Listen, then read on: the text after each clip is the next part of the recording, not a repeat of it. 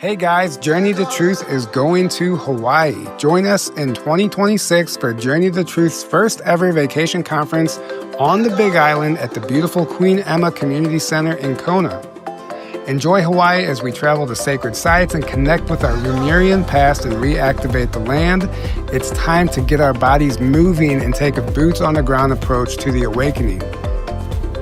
We'll also be making a trip to Volcano National Park to pay our respect to Pele, the goddess of fire. We'll then journey to the water for an ocean adventure with our multi-dimensional aquatic family. We'll gear up and head to the harbor as we set sail under the sun for an activating day on the water while we experience the Hawaiian ocean life like never before. Enjoy Hawaiian sunsets and walks on the beach while connecting with Soul Family and learning a few things from our amazing lineup of speakers. Aloha! Grab your ticket today at journeytotruth.online and join us for this once-in-a-lifetime activating getaway.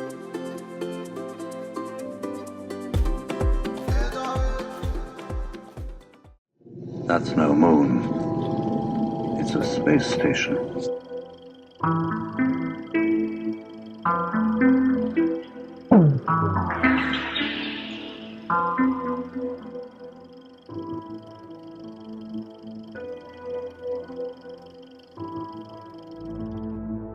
Hey guys, welcome back to the show. A few quick announcements before we get started. There have been some recent concerns about Hawaii and the weather in Hawaii. There's a lot of flooding on some of the islands, and people are wondering about the conference, our event coming up in Hawaii. And it's still a green light, it's still a go. I've been in constant contact with people on the Big Island, and they're giving me updates, and things are looking okay. So we will take a moment and send our prayers to a lot of people who are losing their homes and being displaced right now. It's interesting to me how much attention isn't on that right now, and there's a lot more happening over there than we realize. Looks like even potentially some weather manipulation, and it's just one of those things. So we're just send some prayers and love over to the islands, and hopefully we can just get that cleared up and clear a path for our event and everybody to come and do some grid work and bring in some new energies, because we're moving into a very, very important time right now. So we'll be getting into that. But if you are interested in joining us, you can find all that information at journeytotruth.online. There's a few tickets available, but we will be offering live stream passes as well, virtual passes for only $55. So it's a great way to join in on the fun and participate in whatever we're doing virtually. So you can find those tickets on the website as well. And I think that's it for the announcements right now. We'll just jump straight into today's guest is Katie Bishop. She's the founder of Earth Bishop Natural Healing Practice. She's an author, alchemist, and instructor of Sacred Mysteries Monthly, and so much more. And we'll get into all that. She is the author of this amazing book, Remember Your Torch, The Encounters with the Supernatural and Hidden Truths That Shape Our Reality. But there's so many things that you cover in the book: ET contact, soul transference, my labs, time travel operations, holographic constructs, Tiamat, Anunnaki factions, false matrix systems, self-healing, and more. I mean, there's so much in the book, and there's so much stuff to get through today. But first of all, welcome to the show. How you doing?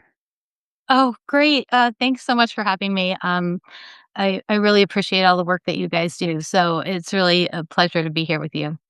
Yeah, it's a pleasure. I've seen many interviews with Laura Eisenhower, Michael Jaco, a few other ones, and thumbing through your book, it's fascinating stuff. So I guess we'll give you the opportunity to maybe introduce yourself and let the audience kind of know, like you've experienced a walk-in. That's a big part of your story. And there's this concept that I hear you talk about, this fleet of walk-ins, and maybe you can elaborate on what that is. But yeah, I'll just turn it over to you and let you tell your story. Yeah, sure. Thanks so much. It's hard to figure out where to start. So I always like to start with just a little bit of background right before I had the walk-in experience, because that's really the mission, and that is the information that I want to bring forward today. But I want people to know I grew up Catholic. I grew up in the Midwest. I didn't grow up with any of this esoteric, knowledge, very traditional household. I was able to see entities at a young age. I saw energy move through people, and it was terrifying. It was really scary. That went away around age 5. You know, I think a lot of children have mystical experiences, and we actually all come in with that, but it kind of dissipates as we get more and more assimilated into this false matrix reality system. So that didn't come back online for me until I walked in. And my walk-in experience as a walk-in soul, this happened in 2011. So at that time in my life, I was in my early 30s. I had 2 young children.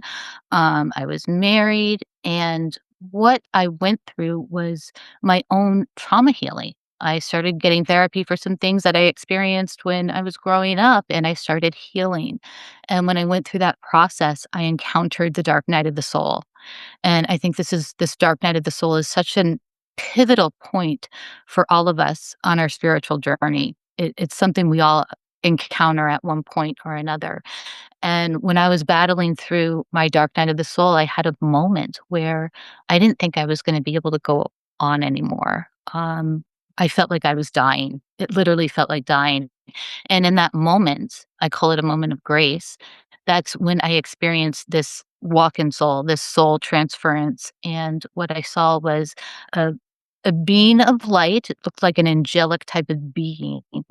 Um, touched my heart space, activated, all of the clairs and everything. He told me I was brave, and boom, that was my walk-in experience, which is a little bit unusual to other walk-in experiences because many people who have walk-in souls go through a near-death experience where the body really becomes catatonic so that transference can happen. But I was fully awake and aware when this happened, and one of the ways I explain it, in the book is it's like going from black and white at The Wizard of Oz and being Dorothy, and then all of a sudden stepping into full color. And it's kind of like having, imagine yourself 20 years ago and think of all the spiritual growth you've gone through in 20 years. Now imagine that growth happening in one moment. So that's what it felt like. It was a huge push. It was a huge awakening. Um, I felt like I came in with a briefcase of information, and my mission was to, share that and hit the ground running, and I did. And I actually wrote a book back then, but it got lost. I wrote a blog. Again, a blog sounds like nothing, but in 2011, it was a different world. We didn't have all of this alternative media, and I also didn't know where to go or who to share my information with because pre-COVID era, this information was really hard to find. And I got extremely targeted.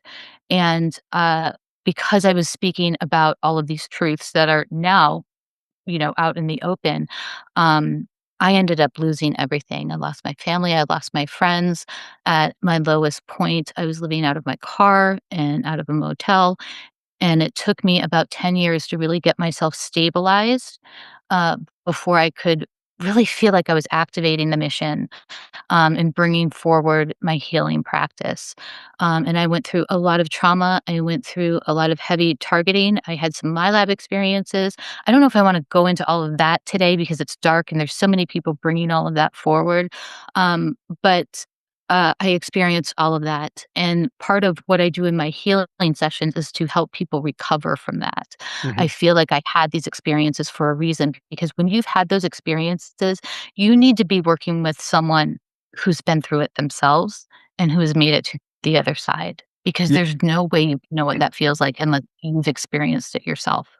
100%, and I think on some level, that's why we experience some of this stuff, so we can help others and understand. You because you can only heal at the level you're healed at, right? So and under trying to help someone heal through something that you've never experienced is impossible, so I appreciate that, and I understand it, and, there's wisdom gained there that can't be taught. It has to be experienced, and, well, that's what wisdom is anyway, but I understand that the cops, they came to your door and arrested you at some point. How did that happen? Like, what was behind that? Yeah, that was awful. it's amazing how dark this system is and how entrenched it is, um, how deep it goes. Um, at that point in my life, I was facing so much resistance and opposition with my family and my friends, and I was wanting to get divorced because this clearly wasn't going to be a good marriage. I was in a completely different realm of consciousness. And I agreed to take a psychological evaluation. Now, when I did that, I set myself up and I signed myself away. I didn't read the fine print and I got thrown into the system. And it was terrifying and it was awful. And I never actually even got a psychological evaluation. Um, and I write all about this in detail in the book. But I was basically strapped down and taken to an underground type of facility, and it wasn't really underground. It was disguised. It was like an old makeshift hotel, and um, again, this was all about targeting. This was all because I was a walk-in soul. They can see who we are and what we're doing and what we're going to try to accomplish when we come in because this is a containment system.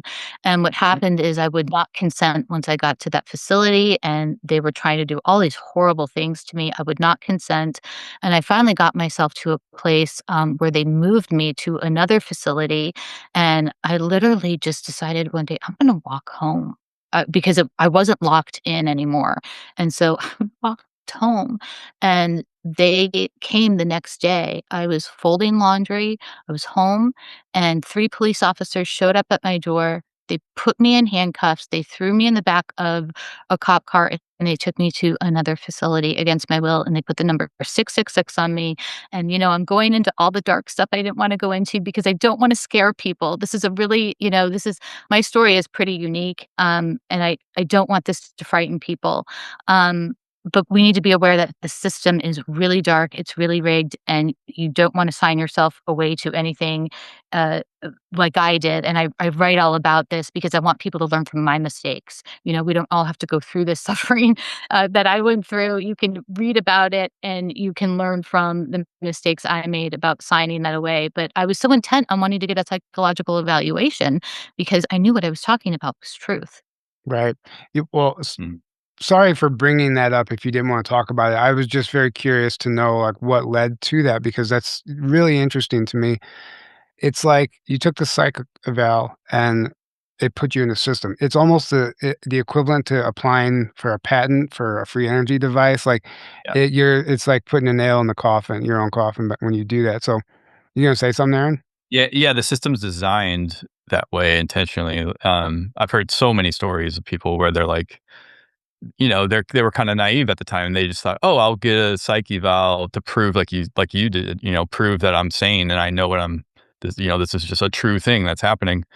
And except the system, it's like a trap because it's designed to, oh, anything outside of this box, we're going to label as mentally ill or dangerous automatically, no matter what. And then we're going to say, we're forcing you to do this now, and it's for your benefit and the benefit of your loved ones. And it's not, obviously, Yeah. but it's literally designed that way. So Yeah. no matter what, you're walking into a trap. So unfortunately, no one tells us this, right? Because why would the system tell you what the system is doing? It's not going to be honest. So a lot of people find that out the hard way. I mean, we had Ryan Kalish on not too long ago. He got thrown in a Yeah. psych ward when he had that awakening experience. I've heard so many similar stories. Now yours seems to take a little bit of an even darker turn, which is also I've heard many experiences where it's like you said, you're a walk-in. They know what's going on a soul level, on that higher level, and they're trying to stop it. They're trying to thwart it, right? Yeah. So, Yeah, one of the things they really wanna do is make you feel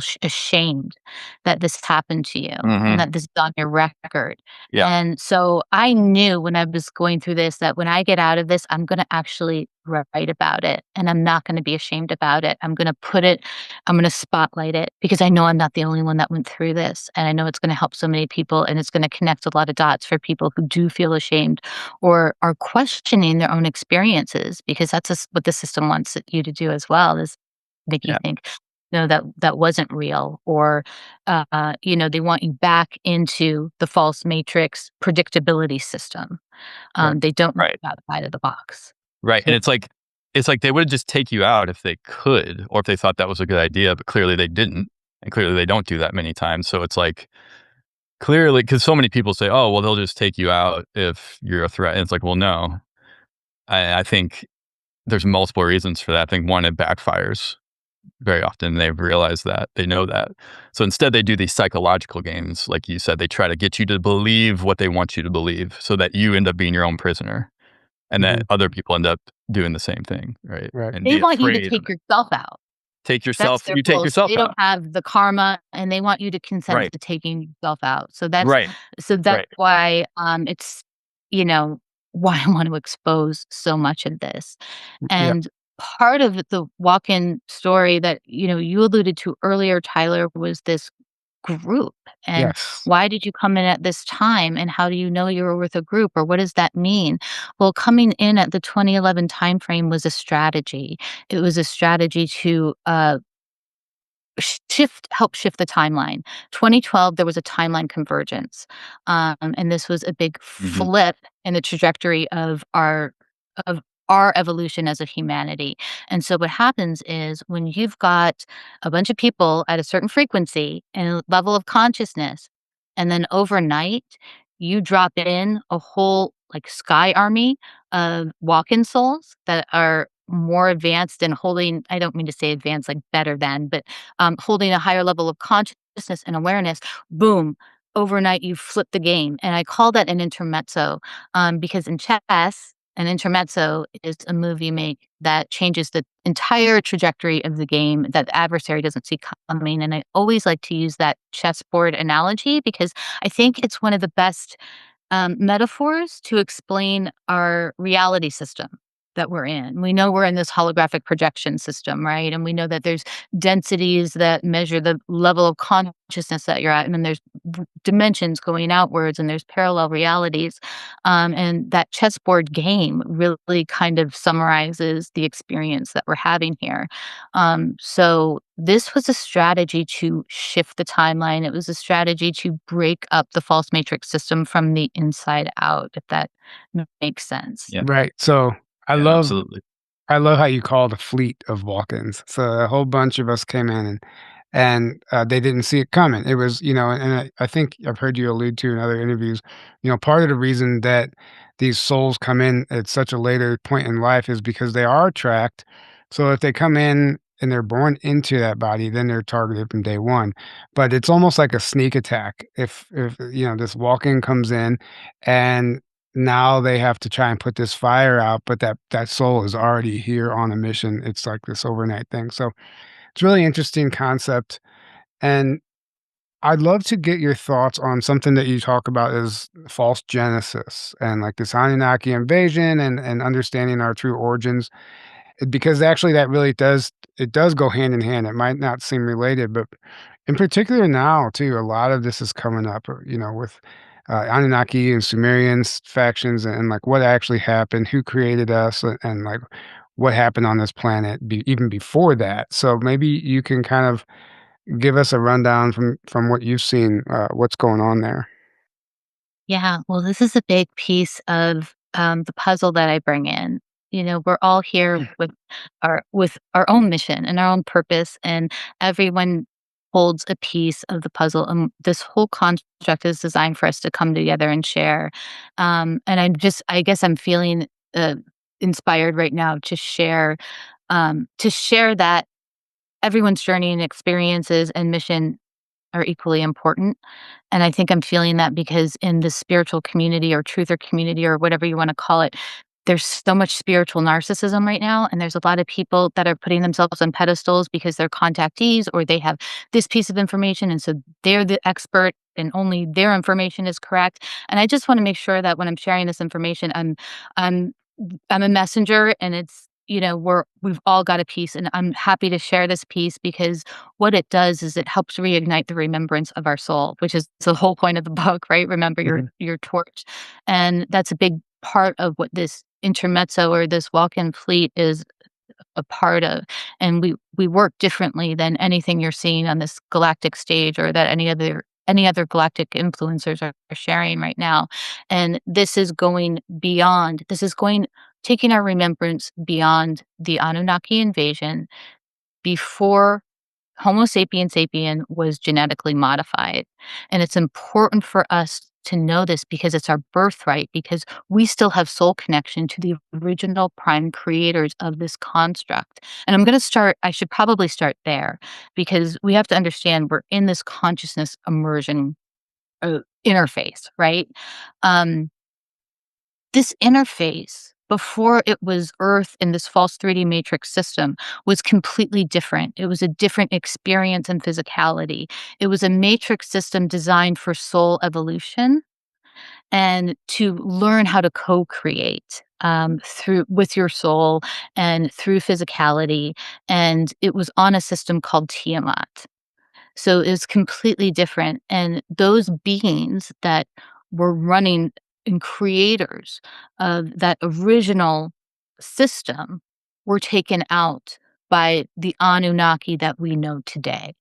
The Anunnaki who are pushing this Genesis story that they're the creators and they're back and they're not creators, they're copycats.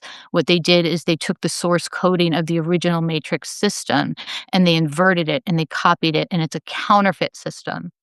And what they did is they used it to enslave and harvest energy from humans that they created. And they created humans to replace their slave race, the Ajiji. And then they elevated their Ajiji gave them like a promotion. And those are what we call now like the Watchers that are meant to keep us in this entrapment system. And I could go on and on. I have classes on this. So I'm trying to condense a ton of information into a few sentences right now. Um, one of the key pieces of this is remembering where our souls came from before we were forced into a vessel that was designed to be a slave, that was designed to create loosh for an artificial system. The false matrix system is based on a false light system. The original consciousness projection system was created out of organic light, meaning an organic intelligence. So you see the difference. And what is not out there right now is the information before the Sumerian tablets. And there's a lot of people, especially a lot of galactic influencers, that are taking some of these Anunnaki gods or Hindu gods or Greek gods, and they're putting them up on these pedestals. And these are actually the enslavers. That's not to say that there aren't factions that were helping humanity and have great regrets and are here to absolve their karma. Absolutely, that's happening. But we need the full story. We don't need the half truths. We need all of it. So, absolutely, couldn't agree more. And thank God for people like you that are bringing this information forward. We all have a piece of the puzzle. But you said something that interests me. Like, so if the Anunnaki they were copycats and they took the original source code, inverted it, and created us. Okay, so they can create an avatar. They can they can grow a human, for lack of a better term, all day long. But where do they get the soul from? Where, like, how? Oh, that's a great question. Yeah, so Yes, where, like, yes. how did that part of the story happen? This is so important. This is such an important piece. So it's important to understand that when they invaded Tiamat and that they're taking over this whole enterprise system of this consciousness immersion program, they seized what was not theirs, and we know it as the tablets of destiny. Really what this is a command center for the whole system, okay? For the entire construct. And so they take control of that. So that's giving them access to the source coding. That's where they got that. Now, when you read, a lot of my information I bring forward is from walking in, but I've also done so much research on my own to corroborate everything and make sure that, okay, this is in alignment, or maybe this piece I'm missing.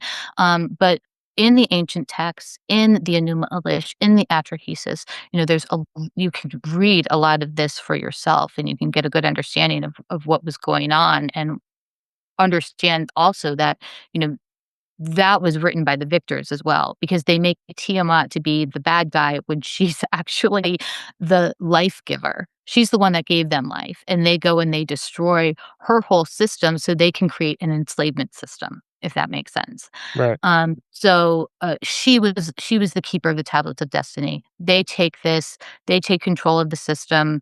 Now, what's really evident in all of these texts, and something that we still have experienced up until recent times, is this net, this block from soul ascension, right? Like a frequency net, This like a false matrix Yes, grid yes, frequency net. Yeah. frequency net, and it keeps us in this loop and in this cycle and in this forced reincarnation system.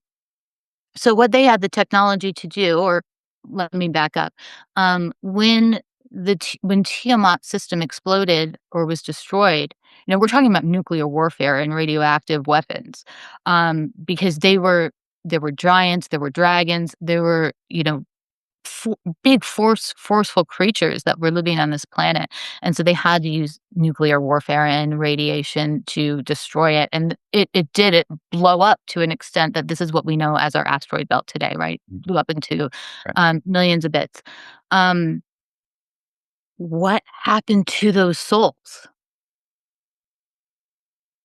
And it's very clear, again, going back to all of the mythology. Marduk, who was kind of leading this faction, I kind of consider Marduk and Lil Anu, it's kind of all the same thing, because it's all going to this, all the energy is going to the same place.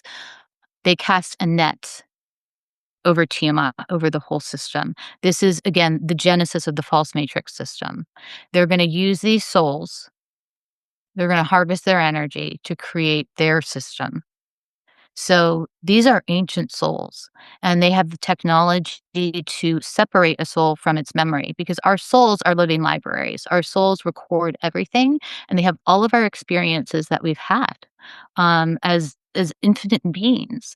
But there's technology that can separate that from us. We're experiencing it right now, right? Mhm. So what they were able to do is they almost and you see the Ankh, the Ankh is partly a consciousness transference technology, but there's technology to fractal these souls and put small bits into these human avatars that they created, and they created us also in combination with the Ajiji, and that's all in the Atrahesis as well. You see that in both the Enumelish, both the Atrahesis, that they have sacrificed a god and used their blood to create humanity. And they say they mix it with clay. What they're really doing is they're mixing it with carbon to make it a more dense avatar body to fit into this 3D false matrix system, which is much more dense, and it makes it more difficult to connect spiritually. And Right. again, I'm really filtering and summarizing a lot. So please understand, I'm doing my best to take really big concepts and boil them down into a few sentences. I have 3-hour classes that I teach on this. So it's not this simple. I'm oversimplifying right now. So please understand that. Yeah, and I mean, anything that like this isn't going to be understood in one simple podcast episode anyway, right? It takes years of research, really, but you're doing a great job explaining it. And so you're talking about they have soul fractal technology, and I just interviewed Sarah Brespin Cosme, and stuff that's coming through her QHHT session says the same thing, in the sense that like we're not our full soul isn't actually embodying this avatar, like it's just a fragment of us, and this gets into like the many worlds interpretation, or multiple like simultaneous realities existing at once. So what I guess I'm curious, so whenever they cast this net to trap our souls, did they like how did they like just take a fragment of that soul, and that's what they use to animate the body, or what's it just maybe help bring some clarity there. Yeah, yeah. It's my understanding that the souls that were in that system became trapped, became enslaved, and that they use fractaling, soul technology, um, to create like a false light system. So what happens is the soul has to be attracted to want to come into the body. So why would a soul want to, what would attract it? So it's my understanding that they do have like a false light technology where they can create a vibration, and they use womb technology. We know that. We learn about the womb goddesses, to create a portal for a soul to animate, and they had to go through many different renditions of this because it's not like it worked right away. And also what they experienced was these souls did start to wake up, and what happened is they started to self-delete themselves because they realized they were in an entrapment system. They were starting to remember who they were. So when they go through all of this hybridization and all of this experimentation with creating a human slave race, they had to make sure that we were dumbed down enough to not be curious or to remember, and that we had to have enough of a block, enough of a separation so that we wouldn't remember who we are. So our souls didn't start in a human form, but we're here doing this incredible work from the ground up, freeing this whole race and remembering who we are as prime creators, because we have a connection to the prime creators of the whole system. We are actually fractal of that. And it's so much richer and more expansive and incredible than the stories we get through these Anunnaki Genesis stories. Mhm. And I'm going way beyond I'm not even talking about the Bible. Then you look at Adam and Eve and you see what a fairy tale joke that whole thing is, and how the Bible is so manipulated. And the Genesis story from the Bible is really derived from the 7 tablets of the Enuma Elish. That's where that comes from. So, it's really refreshing to be on your show because I can talk very openly about this. But on other shows, you have to be really careful how you dance around the Bible and scripture and who God is. And, Yeah. it's nice to be on a podcast where I can just speak openly about this. Yeah. Yeah. It's really interesting. This reminds me of, we have this apparent UFO alien disclosure on the horizon, right? And Avi Loeb was on, I think one like Fox News or something. They played a segment of his interview, and one of the interesting clips that I thought was interesting that they decided to play was, you're going to have to go back to the drawing board and rethink your religious beliefs when you hear this information about these extraterrestrials. He said something along those lines. But it was interesting to me that was the segment they put into the news clip, because what ET disclosure will mean is doing exactly that. Like, it's going to shatter paradigms and belief systems, and it's going to be difficult for some people, which brings me to my next point. You know, before the Anunnaki, information that I've been researching, and I know you covered this too, there's been many eras of human civilizations, or maybe not even human, but other types of beings here on this planet for potentially millions of years before we got to modern humans. So what kind of information do you have surrounding that? Yeah, yeah. Absolutely. When the Anunnaki came and we'd learn these stories that they activated us, or, they got our uh, pineal gland activated. This is a really big, huge deception because advanced civilizations already existed. They demolished them. Okay. So we've had all these different resets, and some evolution within a planet, the whole cycle of generating, operating, destroying, that does happen naturally. There are natural cycles that take place with that.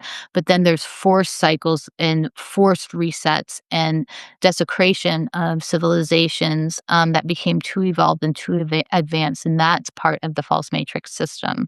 So now what gets really tricky is with timelines, because we are in a temporal frequency war, and there's overlapping timelines, and it's very confusing, and I have yet to ever see a timeline that really made sense to me where everything falls into alignment. So what I look at is, the sequence of the civilizations and when they happened, and not necessarily being married to a specific date of when those existed, because I think there's a lot of manipulation out there with our history and our time and even the dating of certain artifacts. So, yes, a big piece of this false Genesis story is that when the Anunnaki took over, there was already advanced civilization here. This is, again, we're talking about them taking over um, the beings that created them. Right. We're talking about a whole nother layer of this whole story that doesn't get talked about, and it's not a part of the multi-billion-dollar pre-engineered disclosure agenda. They don't want us talking about it. They don't want us talking about Tiamat and the dragon initiates. They don't want that flame to be reignited. Do you know how powerful that is? So this is a really key piece. And for a lot of people listening who are part or have been listening to disclosure, and a lot of it is there's a lot of truth coming out, but you may sense this whole artificial undercurrent where it's like something's not right.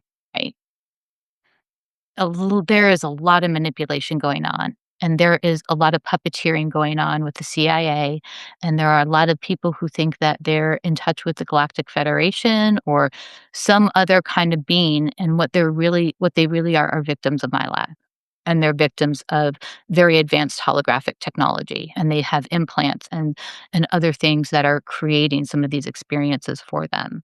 So all of this is going to come out, and part of this intermezzo walking group I came in with, we haven't really played our hand yet. This is a wild card group because this is a group that is connecting us back all the way back to the prime source creation, which we're all a part of. We just needed some people to come in and help us remember that because we don't even know to look for that, Right. right? Yeah. Mhm. So So, yes. So whenever you say, like a lot of people are experiencing contact and from many different groups and on many different levels. And I think some of it is organic. And, they've had, well, who was it? Canada's prime minister even came out and said, or who was it that talked about the Galactic Federation, Aaron? Talking about Paul Hellyer, Yeah, yeah, yeah. former defense minister of Canada. Yeah, Yeah. didn't he came out and, like, basically he said, "Yeah, there is a galactic federation working with A humanity." So and then the, Israeli defense person also yeah, said yeah, that's probably who you're thinking of, Jaime Ashed. a shed, yeah. Jaime Ashed, yeah, Yeah, yeah, that's what I'm thinking of, but I that's think who you're thinking of. the Canada prime minister said something too. Either way, Yeah. so it seems to be that there might potentially be some form of actual galactic federation working with humanity. Now, are you saying that potentially everyone who thinks they're in contact with them isn't, and it's a MyLab thing, MK Ultra thing, or is there people out there actually communicating with the Federation, do you think? Oh, I wouldn't cast a wide net and say all or nothing. I think it's a mix. But I think a lot of what we see, the people who have been putting themselves up on pedestals with this, Right, that is an asset of the deep state. And that doesn't mean that that person doesn't um usually the best assets of the deep state don't know that they are. They think they're working against the deep state, right? The way the right, mind control works is completely different. right. So, and I'm saying this, and this is really important conversation because we have to be using our discernment. Speakers who are not congruent with their messaging and they're preaching love and light, but their words come out hollow because they're not doing it themselves. They're not having benevolent contact. They may be having contact, but they're being manipulated Mhm. by malevolent beings. So there's a really big difference. And the way benevolent beings work is completely different than a lot of what we're seeing out there on the galactic stage. Yeah, Benevolent beings, they work from the ground up and from the inside out, and they pull out the wisdom that's already within you. They remind you, they give you inspiration. Mhm. They don't download information into technology and have you just repeat it and parrot it out. That's like an AI. That's not how benevolent beings work with humanity. That's not the direction of the intervention whatsoever. This is all meant to be more of, it would look more like grassroots, like all of us awakening, all of us coming together, all of us being sparked with this remembrance of who we truly are. And oh my gosh, I do know I'm in this system where I can create and I can project and I can render what I want with through the space of my heart if I put all my focus there. Right. That's the goal. It's not for one person to be in charge of everything and be like a big gatekeeper and to block other people and to not allow any questions. That's tyranny in disguise. Yeah. And this whole movement of humanity's liberation is about embracing freedom and is about remembering the song of your soul. The song of your soul sings a song of creation, and that's liberation. That's being who you truly are. Mhm. So much of a lot of the narratives out there are very forceful. And, we all want different things. We all have different ideas of where we want to go. Some people want to do the Star Trek thing. Some people want to go on spaceships. Some people want more time on Earth. Some people want more time to create with nature. So we need to honor all of those things, Mhm. not just one, Yeah. and not to Yeah. say this is the only way. Because quite honestly, the way, what we want is ascension, soul ascension up and out of the construct altogether, right? Right. That is true ascension. Anything else that's trying to get your attention one way or another is trying to pull your energy into another narrative, to get your consent to go into maybe another construct.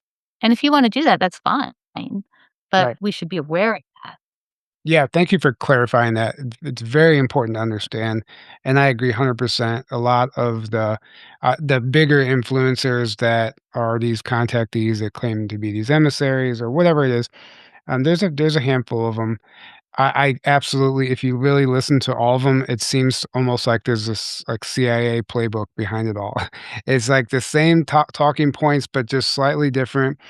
There's all this, like, neurolinguistic programming and buzzwords, and it's, the listener's been manipulated 15 different times in 10 minutes whenever they, have this update, and it they're, like Mhm. you said, relaying, like, data sets of information. It's really interesting to watch and see a lot of people fall for, but I think it's a lesson in discernment for everyone that does take that bait, because we've all, I mean, let's be honest, like, we've all, like, leaned into something like that and like, "Oh, this is interesting. What is this? Where does this take me?" And there's a lesson in that for you, and it's not necessarily always a bad thing, so it's important to remember too, like, if you do find yourself in one of these cult-like situations and you're starting to question things, and then when you do question it, you get kicked out, don't throw in the towel. Like, don't just give up entirely. Like, learn what it's trying to teach you, and then take that information and move forward. But I see a lot of people, they'll hit that wall and they're like, "Oh my god, this isn't what I thought." And they'll just go back to whatever it was they were doing before because, they just don't trust anything now. So it's a but that's all by design. That's the Mhm. whole point of that person being in that position in the first place, is they want people to eventually, realize, "Oh my god, this has all been bullshit, and, there's no truth to it," and then they just go back to the 40-hour work week, you know? You throw the baby out Yeah, with the and bathwater. Yeah. Yeah.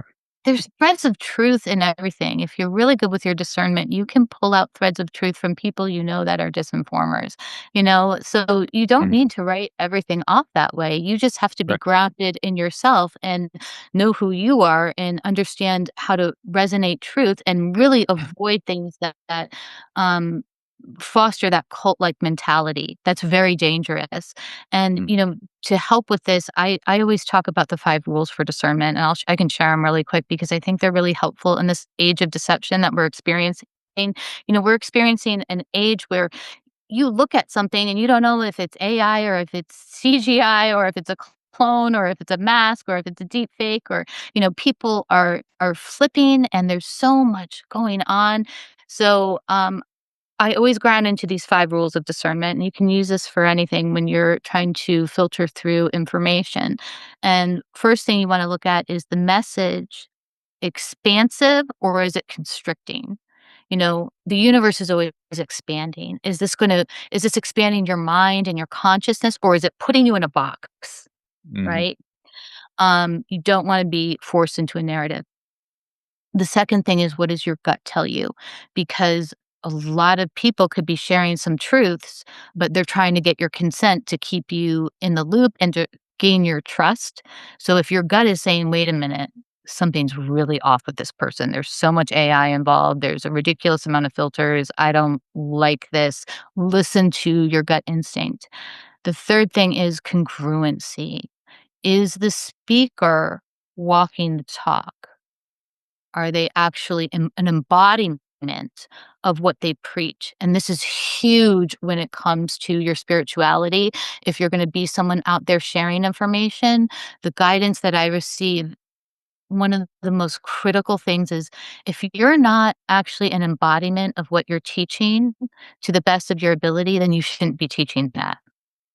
Right. And this Yeah. is really important. So if you're seeing someone that is putting themselves out there as an ambassador or an emissary or something, and they're preaching, love and all these things, but they're bashing other people and they're being really cruel to other people, that's a really big red flag. Oh, yeah, we see it. Um, Oh, yeah. Mhm. so yeah, be Yeah, aware I've of the seen that. congruency. And the fourth one is, does the message or the speaker unite or divide? What is the Mm. fruits of their work? Are they bringing people together, or is their platform based on exposing other people and always going after other people? That's not the creator energy. You don't need to do that. What you need to do is just be embodied in the message that you're bringing forward, right? So is it uniting or dividing? Divide and conquer is the dark side's favorite game, and they infiltrate even this truther community by doing that. And we see this, we see division within it, left and right, and Yeah, it's ridiculous. It shouldn't be happening. We shouldn't allow this. And then the fifth one is, are questions allowed? And we touched on this before. We cannot let up on asking questions. Unfortunately, we cannot have any form of blind faith with anyone, because that's when we lose our discernment, and that's when we give our power away, and that's when the dark side will take consent from us unknowingly. Consent doesn't have to be a written contract. You give consent with your attention and your energy. So if you just focus on those five things for every piece of information that comes through, you'll be able to filter the truth. right. And I would actually Well argue, said. yeah, well Yeah. said, and I would actually argue that you could start with number 5. The simple test is ask a question and see what happens, because I've been literally, like, banned out of Telegram groups and online groups and YouTube channels just for questioning information, not even being rude, like, just genuinely questioning, like, "How can this be?" Or whatever the question is, of curiosity, and you'll get canceled. I mean, it's a cancel culture, like you Yeah. said, like, the yeah, Yeah, or do they get defensive immediately and right, be very forceful with, "You need to believe this," right, kinda energy.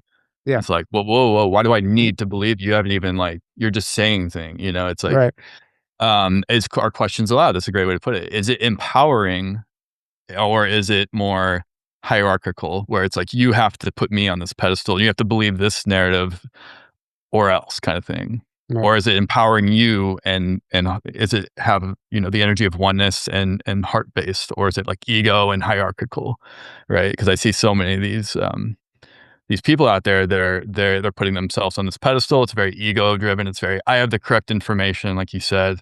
This is the correct narrative. Here's who the enemies are, and that's who they're attacking and putting out there as like, and then they get all their followers to attack those people because now they're branded as the And enemy. So and we I must attack them and right, tell everyone who to not follow and who to not trust and who to trust. That's all ego hierarchy, yeah, right? That's all the a false. and we've That's been how it put on works. that list. We've been put on that list of We've been put on multiple lists yeah, by multiple people. and for just for You questioning know, things, yeah, yeah, you can wear that as a badge of honor. I see it, honestly, at this stage, and the people who are out there attacking, they just look ridiculous, and the person who wins in all of that is the CIA and the deep state. You know, Mhm. it's ridiculous. And as a speaker, as even as you guys, we don't not one person has all the answers.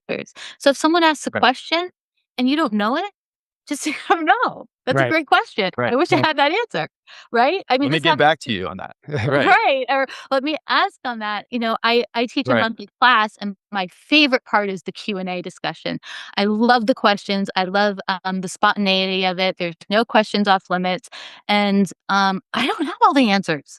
I love it when I do, but if someone asks the questions, I'm like, "Wow, that's a brilliant question. I don't know, but we should find out," or, I'll do what I can to Right. research on that. There's no shame in that. Why, to put up a front that you know everything, and if someone has to question that, that should absolutely be allowed. Otherwise, we're always gonna be in a state of tyranny. Right. Right. Or say what like, here's what I currently believe about that, but I could be wrong. And you're not rigidly like, no, this is the truth no matter what, and I'm never gonna change my mind. I'm not even open to being wrong. Well, And the Right. second somebody questions that or says something differently, you don't get defensive. You don't attack that person. You don't say, no, no, you're wrong. I'm right. And you're bad now because you're saying something different. No, no. It's like, even if you disagree, even if you're 100% convinced you're right and they're wrong, you say, okay, I disagree and respectfully. And, here's why even, but you don't start attacking that person, right? right. You don't need to. That's coming from fear. You only attack somebody if you're afraid of what is going on there, or Yeah, you're insecure, right? right. So, You're exactly right. yeah, and And the love energy is oneness, like there's no reason to attack. There's no reason to be afraid and insecure. Like you just say, okay, you're doing that, you're on that, that's where you're at. Cool. I'm gonna stay in my lane and do my thing. And then you, I'm not gonna force people into narratives or believing me or following me. I don't want followers. You just invite people into that energy, and right. that's it. It's really simple. Now, Well, the people go I ahead. was I was just gonna say it, and then you can have the stage, Katie. Star Wars said it best. Only the Sith deal in absolutes. Exactly. Yeah, The dark deals in absolutes, yeah, right? We learn from other people's questions, even when it's something that might be the opposite of what we think. If you're really truly open-minded and open-hearted, you might stop and say, "Well, what if? mhm, What if I just play with that idea, even though it kind of goes against what I believe, but I'm just going to stick with it. There's no danger in just exploring it and trying to see it from another perspective. That's how we grow. That's how we learn. It's when I teach my classes and I try to bring groups together, I don't want everyone to be like-minded. I want everyone to be open-minded. I want everyone to be open-hearted, because if we all think the same, we're never going to come up with any new solutions. right. Exactly. We learn from each other. The key is to just respect each other and Mhm. and to hold that space. Um, Exactly. Yeah, yeah, and I Yeah. 100% agree. I wanna get into well, there's a few things I have on my list. You have so much that you cover, and this has been wonderful. I wrote this down. I heard you talk about it on another interview. Unconscious recon. It kind of ties into what we're talking about. People basically, it's them something working through them, and it's not necessarily them that understands what they're doing. And I think that kind of fits into what we're talking about. But when you say recon, so like, explain what you mean by that. yeah, yeah. Unconscious recon is something, yeah, I talk about in the book. Part let me start with a foundational understanding of why it has to be unconscious reconnaissance. We are in a heavily surveilled system, to the extent that these little black mirror devices that we use can actually have artificial telepathy in them, right? How many times have you thought of something and then you pick up your phone and there's an ad for it, Mhm. right? So many times. Right. Yeah. Yeah. So we have to be aware of that. And there's different levels of telepathy. This inorganic telepathy we experience with machine technology. But we as humans have the ability to have telepathy through our heart space, where we can communicate through we don't even need to use words. You can send a whole concept to someone through your heart space, through frequency. And that's a whole nother topic, but I want to address, I need to start with understanding that the artificial telepathy in this reality construct that we're experiencing is so heavy, and it is used against us all the time, and we're not really aware of it. Even though we experience it all the time, we kind of forget. So part of the operation to bust up the system from the inside out, um, is doing recon. But if you are fully aware of your mission and what you're doing, that's gonna get picked up by the artificial telepathy, and then you're gonna get targeted even more. So I call it unconscious recon because what's happening is you're not fully aware of how much work you're actually doing down here as boots on the ground, because all of this is getting relayed to the oversoul, um, and the help that we're getting from outside of the construct.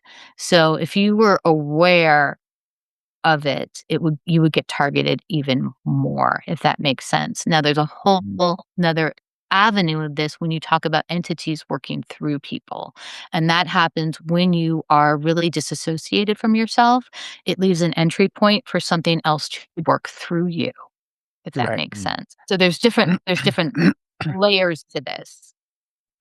When you're someone who's really embodied in the mission, like like we are, you know that you're working on multiple levels every day.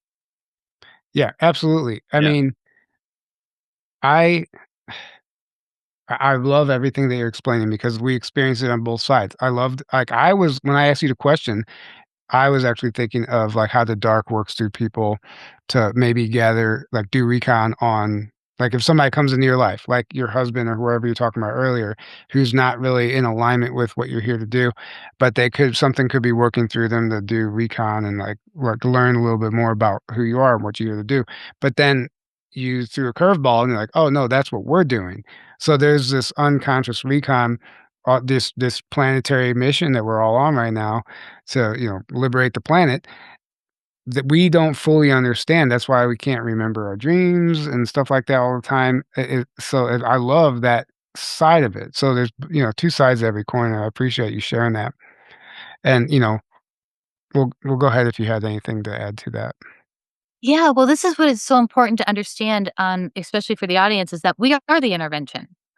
You know, you don't have to look up. You are actually the intervention boots on the ground. You're just not fully consciously aware of it and don't have full memory access yet. So that's why it's so important to not discount your own experiences and to live in your truth and know that you are important. If you're someone that is listening to this podcast and you've made it this far and you understand all of these concepts, oh my God, you are the intervention, right? Mm. So it's important to know that and to understand that, and it's important to understand both sides of how unconscious recon works, because both there's two different sides to this. And when you do roll up the whole reality system, it is like a game. So you've got the dark side and you've got the light side, and we're both using a lot of the same technology, but the dark has all of they have the advantage because it's their home base system. The false reality system is their creation. And we agree to play by those rules when we come in and we incarnate to bust it up from the inside out. But it's very challenging because we are under such a heavy level of amnesia. And Right. the veils are so thick, but we're seeing them lifting, we're seeing it thinning. So I'm very positive. I have a very positive outlook on where we're going. I even see a lot of the chaos that we see out there. This is the false matrix system collapsing. Mhm. Mhm. So Bingo. in a lot of ways, even though it's painful and it's uncomfortable and it's a mess, it has to be that way because it's a destruction of a false system. So you have to expect that there's gonna be some chaos and there's gonna be some upheaval and there's gonna be some uncomfortable things, but that's so the truth can come through. Right. Yeah, it's like Exactly. I don't know why this analogy just popped into my head, but I watched this YouTube video or some reel of this guy cutting this lady's yard that had been overgrown for like years, right? Well, if you look at that as the dark system, right? And then whenever what he had to do was he had to go over it multiple times and like multiple different layers of clearing. And then by the time he finally got to like, got it all cut down, he still had this big mess to clean up. So, like, he got it all knocked down, but then he had this giant mess to clean up, and he cleans it all up, and then it still needs to be, like, taken care of, go over it again and then maintained. So that's kind of what we're dealing with here. Like, they were knocking it down, but there's this big mess, and we gotta clean that up, and you gotta put that stuff somewhere, and weeds grow back and things happen. So it's like this constant. It's never going to be. It's never just going to be done. Like we have to continue to maintain it. And I would Yeah. add to that, a reason things seem to be getting darker or worse is not because they actually are. They've always been that dark here. It's just being revealed for the first time ever to everyone. Like the layers of deception and the facades are going away, and people are seeing what's always been there, and we're feeling what's always been there, and we're seeing how dark and depraved and disgusting and horrific so much of it is, or how insane so much of it is, and we're like, oh my god, this is how, the Epstein stuff, you name it, all the stuff coming out, and even on levels of like, oh, there's demons basically running the show at the top of this hierarchy, non-physical entities that are very dark, on top of the alien level even, so there's so many, and there's like, it's like, oh wow, things seem to be getting, the chaos and the darkness. It's like, that's a symptom of a great thing, but it just seems like a lot of people aren't seeing the full picture, and they're just seeing, oh my god, everything's so crazy and dark and manipulated, and things are out of control, everything's going to hell. It's like, well, no, hell's already been here for a long time. Now the chaos is Yeah. great because that's breaking us out of that smooth sailing hell that we've been in, where if that would have kept going, we would have been in a very, that would have been not good. Right. So like I always say, I'd be way more worried, I'd be right now, if there wasn't chaos happening, if there wasn't if we, the reason we're even having this conversation, the reason this podcast even started is because of this awakening, and because Right. this is happening. And, Boots and on like the you ground. said, we are the boots on the ground. We are bringing heaven to earth. We are the white hats. We are the people, the beings that are helping in We're this change. we're the virus. Right. And the more Yeah. people that see it, the more people that wake up, and then that's a upward spiral, right? Right. And they know they can't. There's only so much they can do to delay that, but they can't stop it, and they're trying to just basically cause as much destruction on their way out that is inevitable as possible. But the more they push and the more they do, the more people wake up, and the more people see it and take their power back naturally.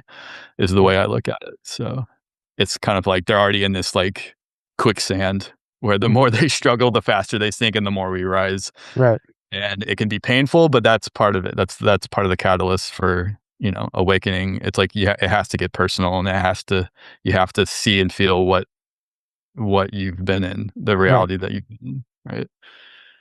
Yeah, And and one of the transmute things that. that can help speed this whole process up, um, it's actually an inverse effect. So, as the chaos increases, the more that you can be grounded and calm in your central nervous system Mhm. and be slow and at inner peace, the faster the chaos is gonna speed up because they can't feed off of us then. Right. Now we're in control.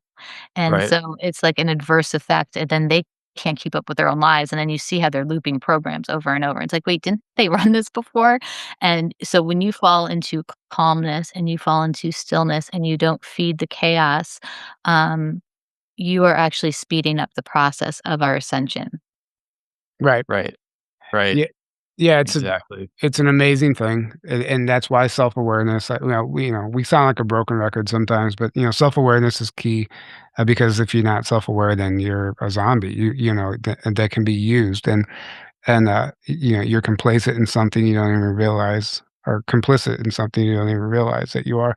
But I wanna kinda change the subject slightly, and then we can start wrapping this up after that. But you have time travel operations, on in your book, so I'm very curious about that because I know that is a big part of, like, the current war that we're in right now. There's real time travel technology involved, and what have you experienced surrounding that?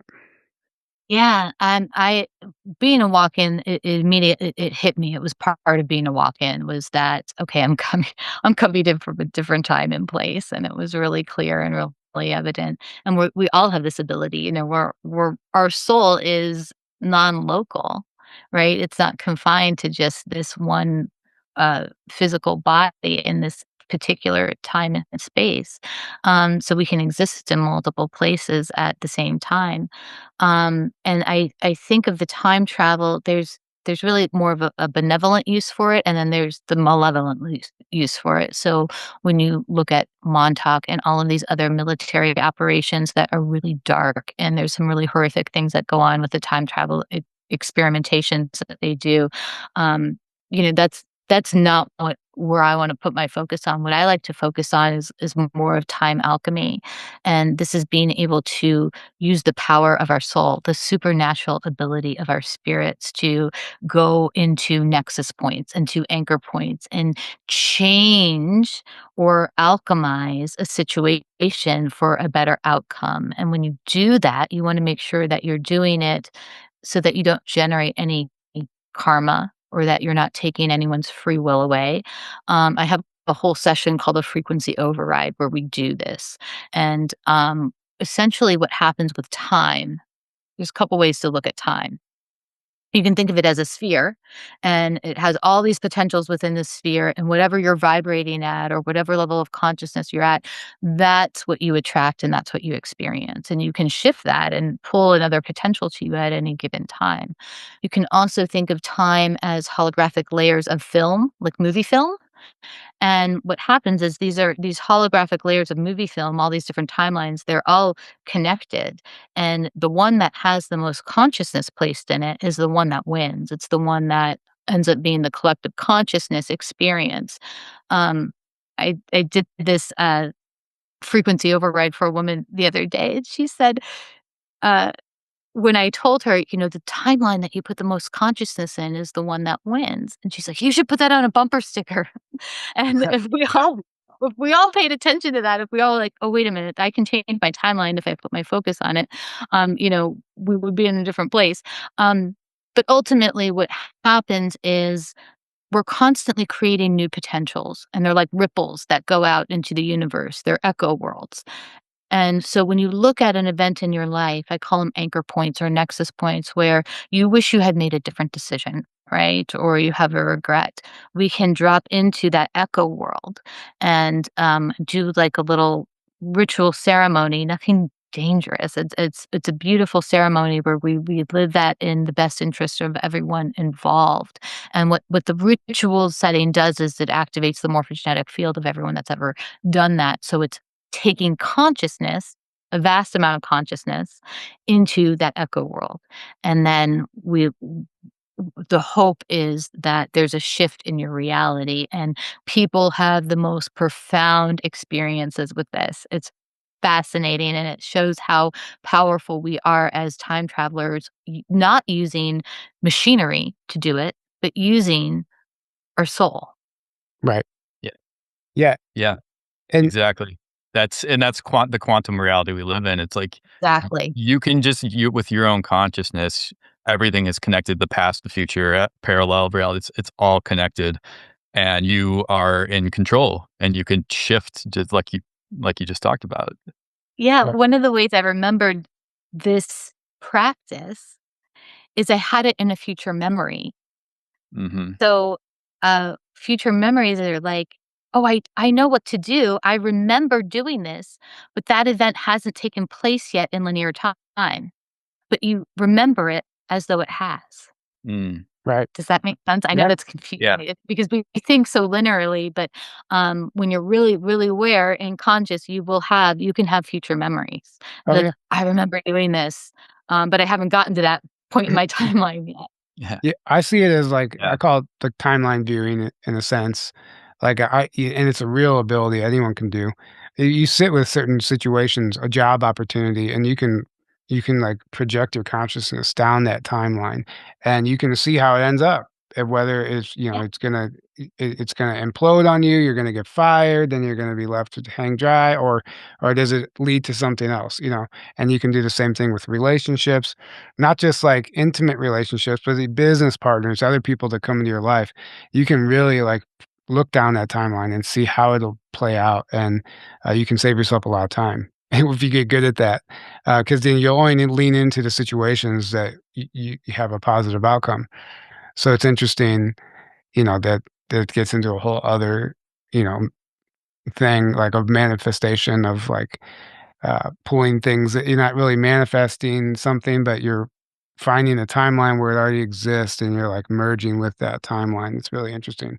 So anyway, this might be a good time to ask you about your 5D chess club because Oh, yeah. I think Yeah. that's very interesting. I love that you have a 5D chess club, and it seems to me like something like that would cover what we're talking about now as far as these timelines go.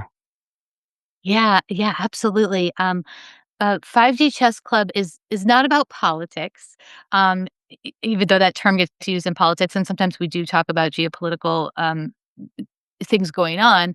I created 5D Chess Club because there's such a need for people who are awakening and seeking truth to talk to other people and connect to other people and share and have a safe place to ask questions and come together. So I do this group every month. It's free. Um, if you go on my website, there's a place where you can subscribe to get information, and you get put on that list, and you get the Zoom link every month. And it's just an hour once a month where we share and we connect, and we ask questions and we talk about what's going on out there, and nothing is off limits. Now, I don't record the discussions that we have, and I do that for the privacy of everyone because people feel much more open and safe when they know they're not being recorded, right? Mhm. Now, what I will do is occasionally I will bring guests on. I will bring on a guest speaker, and that allows everyone to have access to ask questions and be in contact with someone that they may normally not be able to. And I do record those and I share those, and you can see those on my website under the 5D Chess page. And I have a few of them on YouTube. Not all of them are on YouTube. Some of the information being shared, I felt like was all get taken down, and I've Right. run through been taken down, I've had my social media taken down, I've had my website taken down. I don't wanna go through all of that. So some of the recordings are just I just leave them on my website. But everyone's welcome to that. And yeah, it's great. It's great to connect with other people, and people from around the world join it. Yeah, I love that. It's a great service. So your website is earthbishop.com? Yeah, yeah. Eh, Yeah, I have a ton of information on earthbishop.com. There's some resources. I have other videos. That's where you can sign up for a healing session, and that's where you can get access to my library, where all of the information I shared today, I go into much greater detail in the classes that I do on Sacred Mysteries Monthly. And with that, with every class, I also include a healing session. So it's a really great um, it's a great class because not only are you nourishing your mind and your soul and you're connecting with other people because there's a Q&A and there's a discussion, but you're getting a healing, you're getting your energy field cleared, you're getting grounded, and each energy healing session is different. So like this month, I've focused on the mysteries of wealth and fortune and what it would be like to live in a world without money. And how to break money spells and how the whole system is designed to loose our energy. And then the energy healing that we did afterwards was all about breaking money spells, breaking contracts, and then bringing in the frequency of living in wealth now and what that feels like. And it's not about money, it's not about the stuff. It's about freedom, right. and it's about being at peace. And so each one is different, but I would, if you're interested in more information on everything I shared today, I would recommend Sacred Mysteries Monthly. And that's on my website. So Yeah. Well, thank you for sharing all that. I know we kinda scratched the surface on a lot of topics today, but we also got deep. It was very well-rounded conversation. So, I know there's more here on my list that if I ask you that question, it could lead to another hour. So, maybe we'll set up a part 2, and we can get into a little deeper into some of this other stuff, but for now, I think this was a good introductory for our audience to you and your work and, what you're bringing forward for humanity. Some very fascinating stuff, so thank you for that. Is there any final words you'd like to leave us with before we wrap this up? Well, I think I want to remind everyone at the core, at the end of the day, what's going to win is the purity of heart. It's Mm. not going to be how much information you gathered. It's not going to be a technology. It's not going to be a med bed. It's not going to be a UFO sighting.